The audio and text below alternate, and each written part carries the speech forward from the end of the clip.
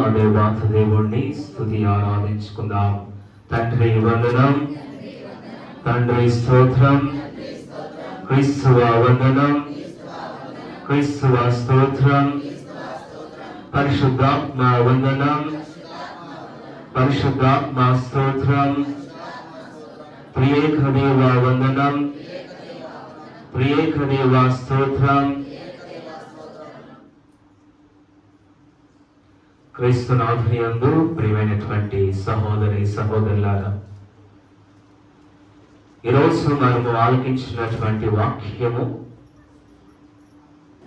యేసుక్రీస్తు సైతానుచే శోధింపబడ్డాడు. ఎడారిలోకి వెళ్ళి 40 దినాలు ఉపవాసమును పాటించాడు.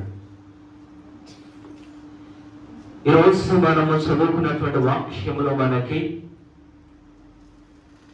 ఎడారి అనుభవము అనేటటువంటి అంశము మనందరికీ కూడా గుర్తుకొస్తూ ఉన్నది. ఎడారి అంటే సర్వసాధారణంగా అక్కడ ఏముంటూ ఉన్నది? ఏముంటుంది ఎడారిలో? ఇసుక. ఎడారిలో ఉండేది ఇసుక. ఇంకా వంటలు ఉంటాయి. ఎడారి అంటే ఒక నిత్యమైనటువంటి ప్రదేశము, జీవము లేనటువంటి ప్రదేశము, నిస్సహాయ స్థితిలో ఉన్నటువంటి ప్రదేశము. తినడానికి తిండి ఉండదు, త్రాగడానికి నీళ్లు ఉండవు.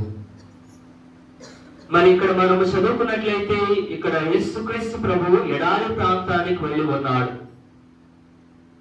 ఎందుకు మరి యేసుక్రీస్తు ప్రభువు నిస్సహాయ స్థితిలోనికి వెళ్ళి ఉన్నాడు? ఈ నిస్సహాయ స్థితి ద్వారా యేసుక్రీస్తు ప్రభు తన యొక్క జీవితంలో పొందినటువంటి ఆశీర్వాదం ఏమిటి?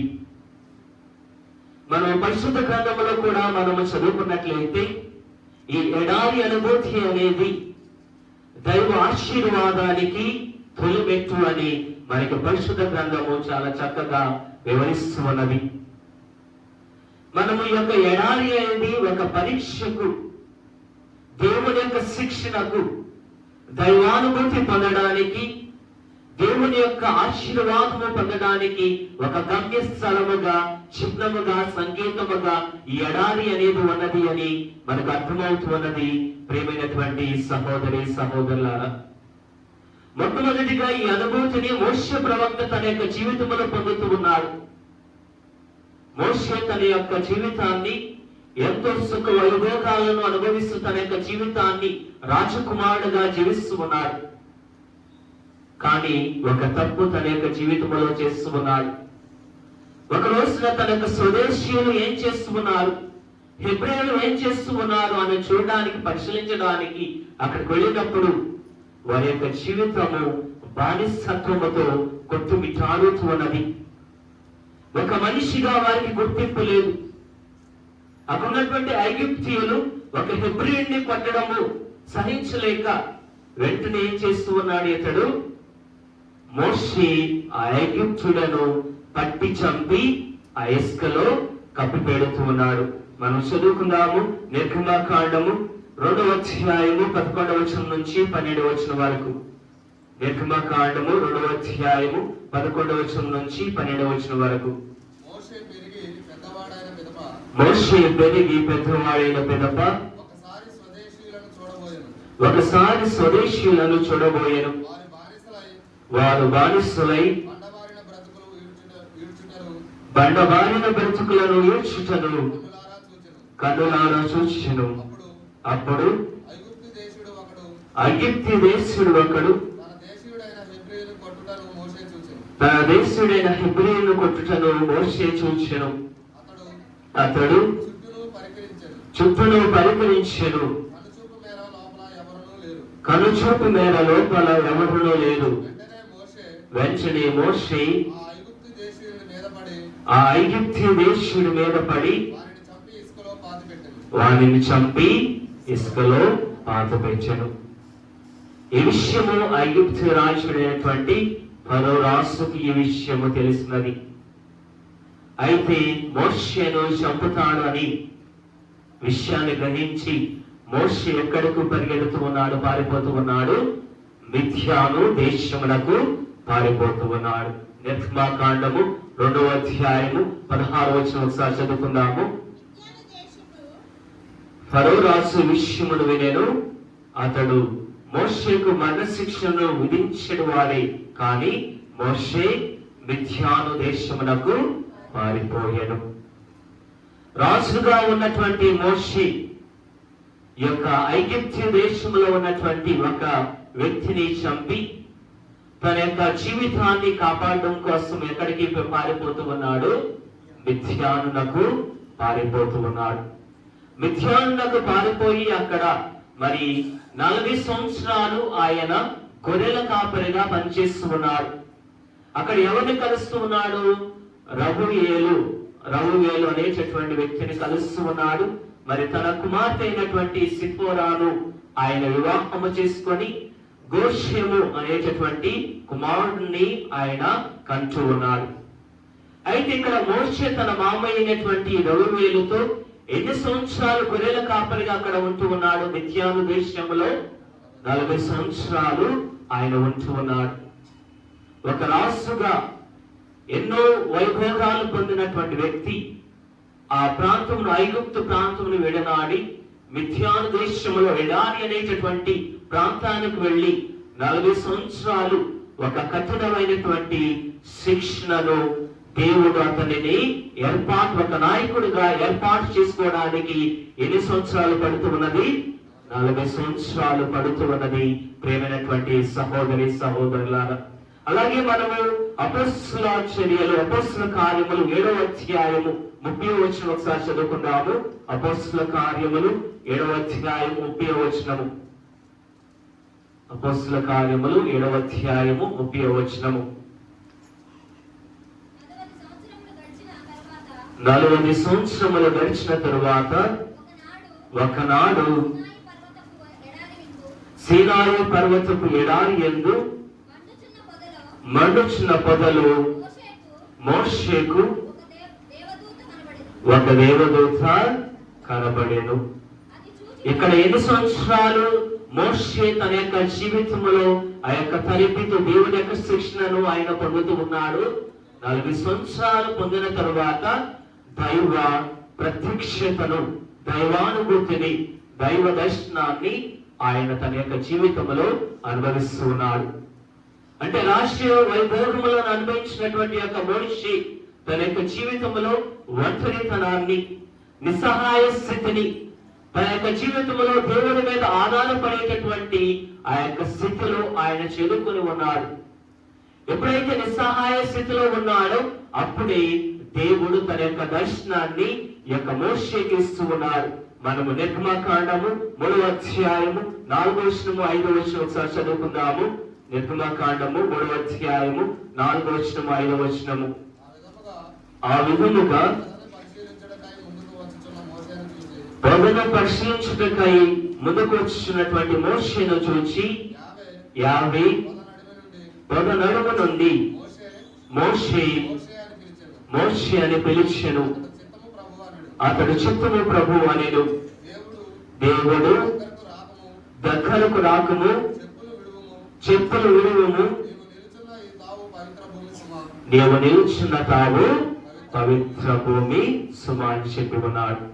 దేవుడు ఇతడు ఒక నాయకుడిగా, మోషేను ఒక నాయకుడిగా ఎన్నుకోవడానికి, ఇశ్రాయేలు ప్రజలు నడిపించడానికి 40 సంవత్సరాలు ఈ దేవుడు అతడికి శిక్షణను ఇస్తూ ఉన్నాడు. అలా శిక్షణ ఇచ్చిన తరువాత ఏమని చెబుతూ ఉన్నాడు? ఇదిగో నా ప్రజలు బాధలో బ్రతుకుతూ ఉన్నారు, వారిని విడిపించడానికి, వారిని పాలు తేనె ప్రవహించలేనటువంటి ప్రాంతం నడిపించడానికి నీవు వారి దగ్గరకు వెళ్ళాలి అని దేవుడు అతడు వాగ్దానము చేస్తూ ఉన్నాడు. నిర్గమాకాండము అపొస్తలుల చర్యలు 7వ అధ్యాయము 34వ వచనం ఒకసారి చదువుకుందాము. అపొస్తలుల కార్యములు 7వ అధ్యాయము 34వ వచనము. ఐగుప్తులో నా జనులు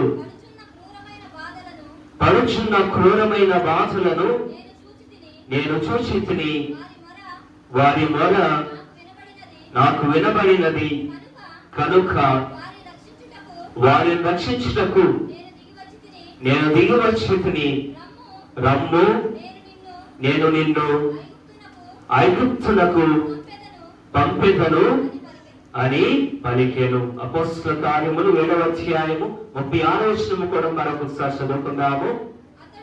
అతడు ఐగుప్తులోను రెల్లు సముద్రం వద్దను 40 సంవత్సరముల పాటు ఎడారిలోను మహత్ కార్యములను సూచక క్రియలను చేసి వారిని తరలించుకొని వచ్చెను. ఇక్కడ ఎన్ని సంవత్సరాల పాటు యేసు దేవాతి దేవుడు మోషేను ఐగుప్తులతో పాటు ఉండమని ఆనందిస్తున్నాడు. 40 సంవత్సరాలు ఎడారి ప్రాంతంలో ఐగుప్తు దేవుడు ఇశ్రాయేలు ప్రజలతో ఒక నాయకుడుగా మోషేను పంపుతూ ఉన్నాడు. మరి ఎడారిలో ప్రయాణించినప్పుడు అనేకమైనటువంటి నాట్యాలకు వాళ్ళు గురి అవుతూ ఉన్నారు.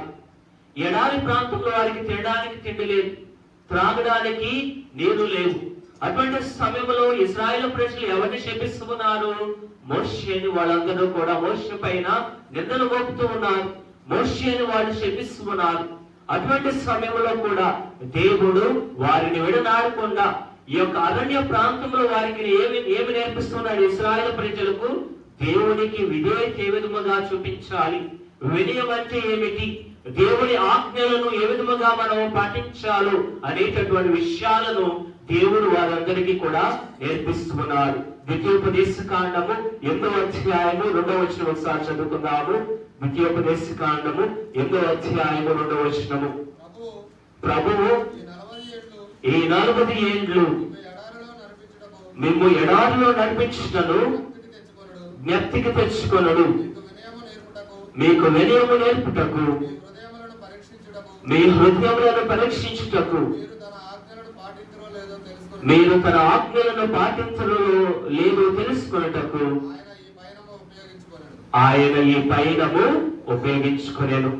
మరి వారు ఎడారిలో ఉన్నప్పుడు వారికి ఆకలి వేసినప్పుడు ఏం చేస్తున్నాడు? దేవుడు వారికి మన్నాను వారికి ఏర్పాటు చేస్తూ ఉన్నాడు. మనం ఒకసారి చదువుకుందాము. నిర్గమాకాండము 16వ అధ్యాయము 4వ వచనము. నిర్గమాకాండము 16వ అధ్యాయము 4వ వచనము.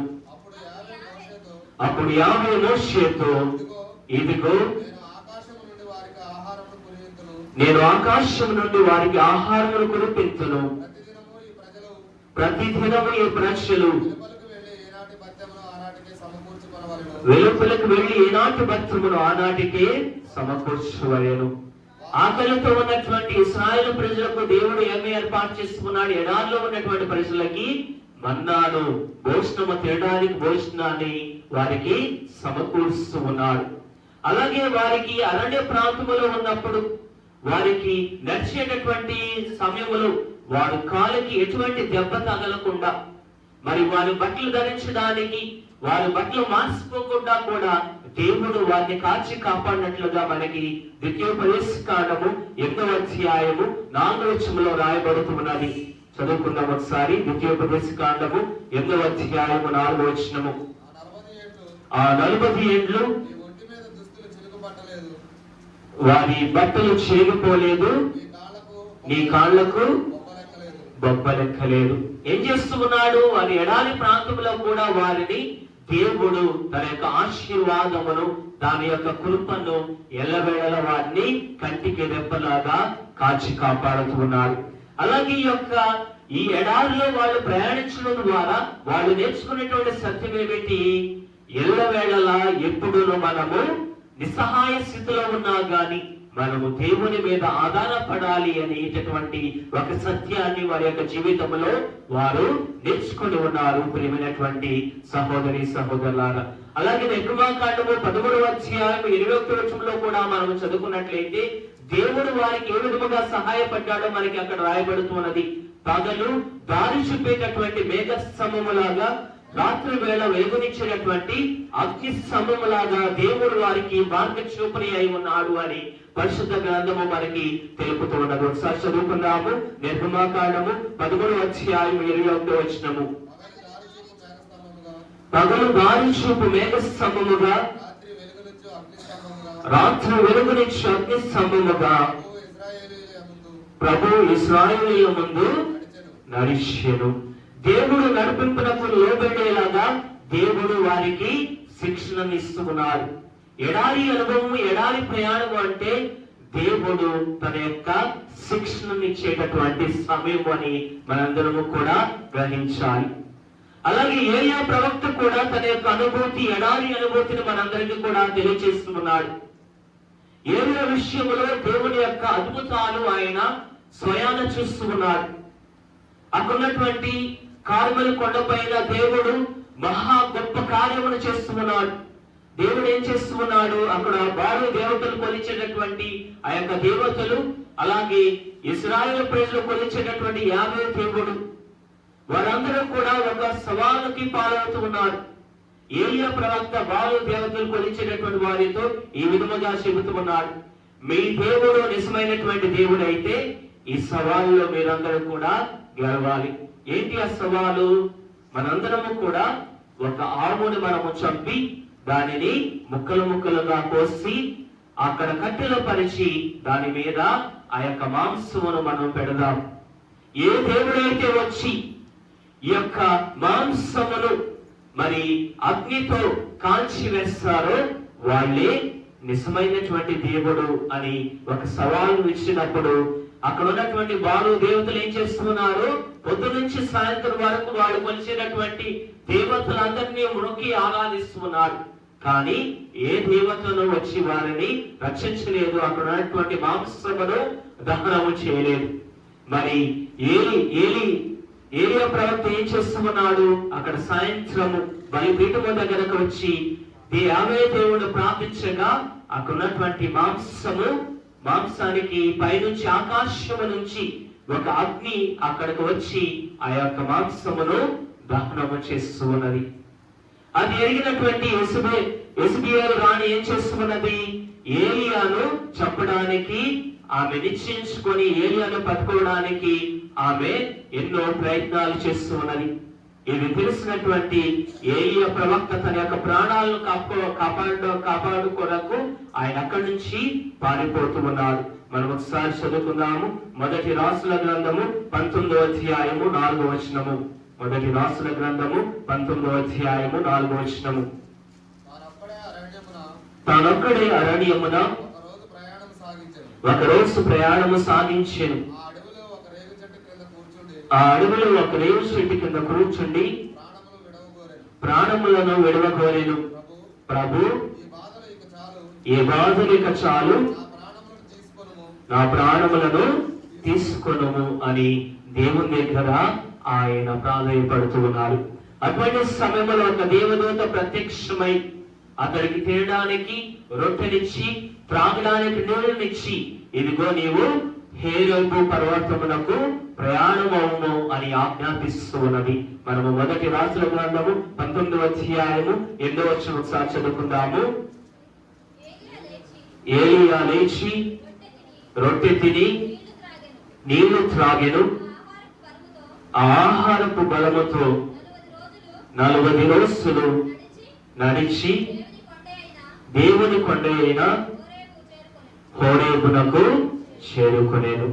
ఎడారిలో అతని యొక్క విశ్వాసము పరీక్షింపబడినది. దేవుడు అతడిని ఒంటరిగా వదలలేదు. అందుకే మనము యాకోబుకు రాసిన లేఖలో మనము చదువుకున్నట్లయితే 1వ అధ్యాయంలో 12వ వచనంలో ఈ విధముగా రాయబడుతూ ఉన్నది, శోధనకు గురి అయినను విశ్వాసము కోల్పోని వ్యక్తి ధన్యుడు, ఏలైనా ఆయన పరీక్ష యందు అతడు ఉత్తీర్ణులో అతనికి జీవ కిరీటము ప్రసాదింపబడేను. ఒకసారి చదువుకుందాము. యాకోబుకు రాసిన లేఖ 1వ అధ్యాయము 12వ వచనము. శోధనకు గురి అయినను విశ్వాసము కోల్పోని వ్యక్తి ధన్యుడు, ఏలైనా పరీక్ష యందు అతడు ఉత్తీర్ణుడు అతనికి జీవ కిరీటము ప్రసాదింపబడను. అలాగే మనము ఈ నూతన వేదంలో కూడా మనము చదువుకున్నట్లయితే ఎడారి ప్రయాణము, ఎడారిలో నివసించినటువంటి వ్యక్తి ఎవరు?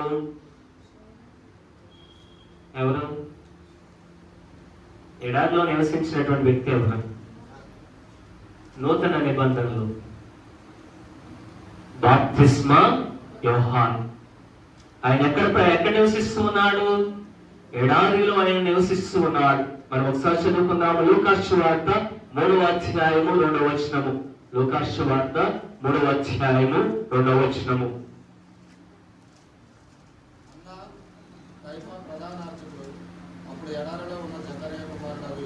ఎడారిలో ఉన్న జకర్యా కుమారుడైన యోహానునకు దేవుని వాక్యము ప్రత్యక్షమైనది.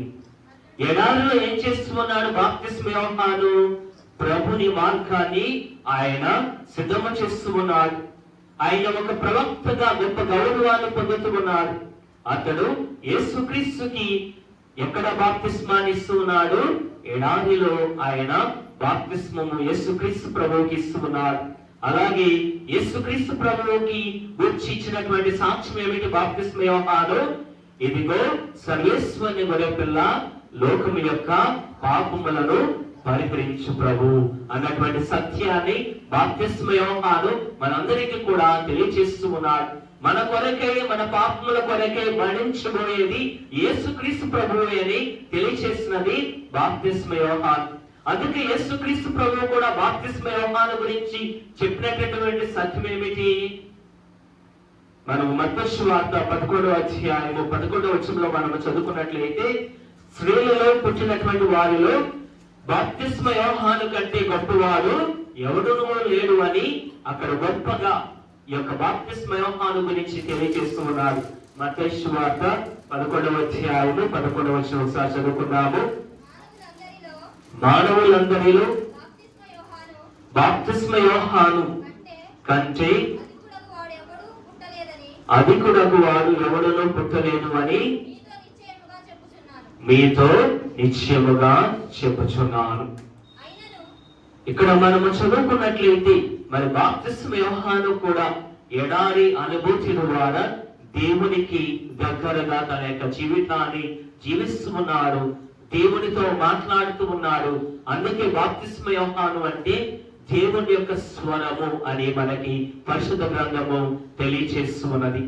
అలాగే యేసుక్రీస్తు ప్రభువు కూడా బహిరంగముగా తన యొక్క సువార్త పరిచర్యను మొదలు పెట్టేటప్పుడు యేసుక్రీస్తు ప్రభు ఎక్కడికి వెళుతూ ఉన్నాడు? ఎడారిలోకి వెళుతూ ఉన్నాడు. ఎడారిలోకి వెళ్ళి సంపూర్ణముగా దేవుని చిత్తం అంటే ఏమిటి, దేవునికి ఏ విధముగా విధేయత చూపించాలి, దేవునిలో ఏ విధముగా నేను నా యొక్క జీవితాన్ని నిలుపుకోవాలి అన్నటువంటి సత్యాన్ని ఆయన తన యొక్క జీవితంలో తెలుసుకుంటూ ఉన్నారు. మనము హెబ్రీయులకు రాసిన లేఖ 2వ అధ్యాయము 12వ వచనం 18వ వచనం ఒకసారి చదువుకుందాము. హెబ్రీయులకు రాసిన లేఖ 2వ అధ్యాయము 18వ వచనము. హెబ్రీయులకు రాసిన లేఖ 2వ అధ్యాయము 18వ వచనము. తాను శోధింపబడి వేదనొందిన కనుక ఇప్పుడు ఆయన శోధింపబడు వారికి సాయపడగలవాడు. ఇక్కడ ఆయన శోధింపబడువారికి సహాయం చేసేటటువంటి వారు ఎవరు? యేసుక్రీస్తు ప్రభువే అని మనందరికీ కూడా పరిశుద్ధ గ్రంథము తెలియజేస్తున్నది. ఎందుకంటే యేసుక్రీస్తు ప్రభు ఒక మానవుడు వలె అనేకమైనటువంటి శోధనలకు గురి అయ్యాడు. అయినా కానీ యేసుక్రీస్తు ప్రభు ఏం చేస్తున్నాడు? ఆయన శోధింపబడి ఏ పాపము చేయకుండా తన యొక్క జీవితములో సత్యం అంటే ఏమిటి, మనము విశ్వాసములో మనకు ఎదురయ్యేటటువంటి పరీక్షలకు మనము ఏ విధముగా మన యొక్క విశ్వాస జీవితముల యొక్క శోధనలు మనము జయించాలో మనకు తెలియజేసినది యేసుక్రీస్తు ప్రభువే. అందుకే ఈ రోజు మనము చదువుకున్నటువంటి ఈ యొక్క సువిశేషణ పట్టణములో కూడా యేసుక్రీస్తు ప్రభువుకి అనేకమైనటువంటి శోధనలు వస్తూ ఉన్నవి. ఎడారి ప్రాంతంలో ఉన్నప్పుడు 40 దినాలు ఉపవాసం ఉంటూ ఉన్నాడు. ఆయన ఆకలి కొనినప్పుడు సైతాను వచ్చి ఆయనను శోధిస్తూ ఉన్నది. మొట్టమొదటిగా ఎటువంటి శోధన తన యొక్క జీవితంలో చేస్తూ ఉన్నాడు? ఆకలి కొనినను సాతాను పెట్టినటువంటి శోధనను జయిస్తూ ఉన్నాడు. ఇదిగో ఈ రాళ్లను రొట్టెలుగా చేసుకొని తిను, నీ దగ్గర అటువంటి శక్తి దైవానుగ్రహము నీలో ఉన్నది అని చెప్పినా గాని యేసుక్రీస్తు ప్రభు ఏమంటూ ఉన్నాడు? మానవుడు కేవలము రొట్టె వల్లనే కాకుండా దేవుని నుండి వచ్చే వాక్కు వలన ఆయన జీవించగలుగుతారు అని మనకి శోధనలు ఏ విధముగా జయించాలో మనందరికీ కూడా తెలియచేస్తున్నారు. హెబ్రీయులకు రాసిన లేఖ 4వ అధ్యాయము 15వ వచనం ఒకసారి మనందరం చదువుకుందాం. హెబ్రీయులకు రాసిన లేఖ 4వ అధ్యాయము 15వ వచనము. మన బలహీనతలను గురించి సానుభూతి చూపలేని వ్యక్తి కాదు మన ప్రధాన యాజకుడు. అంతేకాక మన వలని అన్ని విధములుగా శోధింపబడి పాపము చేయని వ్యక్తి మన ప్రధాన యాజకుడు. ఆయన మన వలె అన్ని విధములుగా శోధింపబడినను అతడు ఎటువంటి పాపము చేయలేడు. ఆయన శోధనలు జయించాడు అని మనందరికీ కూడా పరిశుద్ధ గ్రంథము తెలియజేస్తున్నది. ఈ యొక్క శోధనలు తన యొక్క విశ్వాసము చేత, దైవ వాక్కు చేత, దేవుని యొక్క శక్తితో, యొక్క ఉపవాసము ద్వారా తన యొక్క శక్తిని, దేవుని యొక్క శక్తిని తన యొక్క జీవితంలో పొంది ఉన్నాడు అని మనందరికీ కూడా పరిశుద్ధ గ్రంథము తెలియజేస్తున్నది. ఎఫెసీయులకు రాసిన లేఖ 6వ అధ్యాయము 16వ వచనము 17వ వచనం ఒకసారి చదువుకుందాం. ఎఫెసీయులకు రాసిన లేఖ 6వ అధ్యాయము 16వ వచనము 17వ వచనము. అన్ని సమయములందును విశ్వాసమును డాలుగా చేసుకొనుడు. దుష్టుడు ప్రయోగించు అగ్ని బాణములను అన్నిటినీ దానితో ఆర్పివేయగలడు. క్రీస్తు ప్రభు తన యొక్క విశ్వాసముతో దుష్టుడు ప్రయోగించినటువంటి శోధనలన్నింటినీ కూడా జయించి ఉన్నారు. అలాగే మనం 15వ వచనం ఒకసారి చదువుకుందాము. రక్షణను శిరాస్త్రముగా దేవుని వాక్కును ఆత్మయస్కు ఖడ్గముగాను మీరు గ్రహింపుడు. మనకు వచ్చేటటువంటి శోధనలన్నింటినీ దేని ద్వారా మనము జయించగలము? దేవుని వాక్కుతో మనందరము కూడా జయించగలము అని మనందరికీ కూడా పరిశుద్ధ గ్రంథము తెలియజేస్తున్నది. మనం ఎప్పుడైతే మన శోధనలు మనము జయించగలుగుతామో మన జీవితంలో మనము సత్యం అంటే ఏమిటో మనము గ్రహించగలుగుతాము. అలాగే మనం ఎటువంటి పాపము చేయకుండా ఇతరులకి మనము మార్గదర్శకులుగా మన యొక్క జీవితంలో జీవించగలుగుతాము అని ఈరోజు యేసుక్రీస్తు ప్రభు ఈ యొక్క సైతానుపై విజయం సాధించడం ద్వారా శోధనలో పడకోకుండా తన యొక్క జీవితాన్ని మరి దేవునికి అడుగుజాడల్లో నడుస్తూ ఉన్నారు అని మనందరికీ కూడా పరిశుద్ధ గ్రంథము తెలియజేస్తున్నది. 1వ పేతురు రాసిన లేఖ 2వ అధ్యాయము 21వ వచనము 22వ వచనం ఒకసారి చదువుకుందాము. 1 పేతురు రాసిన లేఖ 2వ అధ్యాయము 21వ వచనం 22వ వచనము. దీనితోటి దేవుడు మిమ్మల్ని పిలిచెను, ఏలైనా క్రీస్తు మీ కొరకు బాధపడి ఆయన అడుగుజాడలలో మీరు అనుసరించుటకు గాను ఆయన ఒక ఆదర్శమును ఏర్పరిచెను. ఆయన ఎట్టి పాపమును చేయలేదు. ఆయన నోట వెంట ఎన్నడూను ఎట్టి అసత్యమును వెలువడలేదు. ఈనాటి వాక్యము ద్వారా మనకి 2 విషయాలు మనకి గ్రహించగలుగుతూ ఉన్నాం. మొట్టమొదటిగా ఏదెను తోటలో ఆదాము అపవాద చేత ఓడింపబడుతూ ఉన్నారు. కానీ 2వ ఆదాము అయినటువంటి క్రీస్తు ప్రభు అపవాదిని ఎదిరించి అతని మీద ఈ యొక్క సైతాను మీద విజయాన్ని సాధిస్తున్నారు. అందుకే మనందరము కూడా దయను వహించి ఆ దయానిధియగు ఆ యేసుక్రీస్తు చెంతకు వచ్చినప్పుడు మన యొక్క జీవితాలలో మనందరము కూడా అనుగ్రహాలను పొందుతూ ఉంటాము అని హెబ్రీయులకు రాసిన లేఖ 4వ అధ్యాయము 16వ వచనంలో మనందరము కూడా చదువుకుంటాము. హెబ్రీయులకు రాసిన లేఖ 4వ అధ్యాయము 16వ వచనం ఒకసారి చదువుకుందాము. కావున ధైర్యవంతులమై మనము దయానిధియగు దేవుని సింహాసనమును సమీపించుము. అచట మనము కృపను పొంది అవసరమునకు ఆదుకొనగల అనుగ్రహములను కనుగొందుము. మన జీవితము యొక్క తపస్సు కాలం అనేది మనకి ఒక పరీక్షా కాలం. మనకి దేవుడిచ్చేటటువంటి శిక్షణ కాలం, దైవానుభూతిని పొందేటటువంటి కాలం, ఆ రక్షణ అనేటటువంటి గమ్యస్థానాన్ని చేరుకునేటటువంటి కాలం. మనకు ఎదురయ్యేటటువంటి శోధనలు యేసుక్రీస్తు ప్రభువు మరి తాను జయించి ఎటువంటి పాపము చేయకుండా మరి తన యొక్క జీవితంలో ఆదర్శమూర్తిగా ఎలాగైతే జీవిస్తున్నాడు, మన జీవితాలలో కూడా మనకి ఎదురయ్యేటటువంటి శోధనలు, పరీక్షలను జయించి మన జీవితంలో ఎన్ని కోల్పోయినా గాని దేవుడు మనతో ఉంటే చాలు అనేటటువంటి సత్యాన్ని మనందరము కూడా గ్రహించుకోవాలి. అందుకే ఒక రచయిత అలెశాంద్రో పోన్సాతో అనేటటువంటి ఒక వ్యక్తి మెడిటేషన్స్ ఆన్ ద శాండ్ అనేటటువంటి పుస్తకాన్ని రాస్తూ ఆయన చెప్పినటువంటి సత్యం ఏమిటంటే, when everything is taken away from you, God remains, that is enough. నీ జీవితంలో నీవు సమస్తము కోల్పోయినా గాని దేవుడు నీతో ఉన్నాడు, అది నీకు చాలు అని మనకి ఆ వ్యక్తి తెలియజేస్తూ ఉన్నాడు. ప్రేమైనటువంటి సహోదరి సహోదరులారా, మరి ఈ సత్యాన్ని మనందరము కూడా తెలుసుకొని దేవుడు మనకిచ్చినటువంటి ఈ అనుగ్రహ కాలంలో ఎటువంటి శోధనలో పడకుండా, శోధనలు జయించి దేవుడు ఇచ్చేటటువంటి ఆ కృపా వరములను, ఆశీర్వాదములను మన యొక్క జీవితంలో మనం ఎల్లవేళలా అనుభవించేటటువంటి దైవ కృపను, ఆశీర్వాదమును మనందరికీ కూడా దయచేయమని ఈ దివ్య బలి పూజలో మనందరము కూడా ప్రార్థించుకుందాం. మనందరము కూడా లేచి నిలబడి విశ్వాస ప్రమాణాన్ని తెలియజేసుకుందాం. పరలోకమును భూలోకమును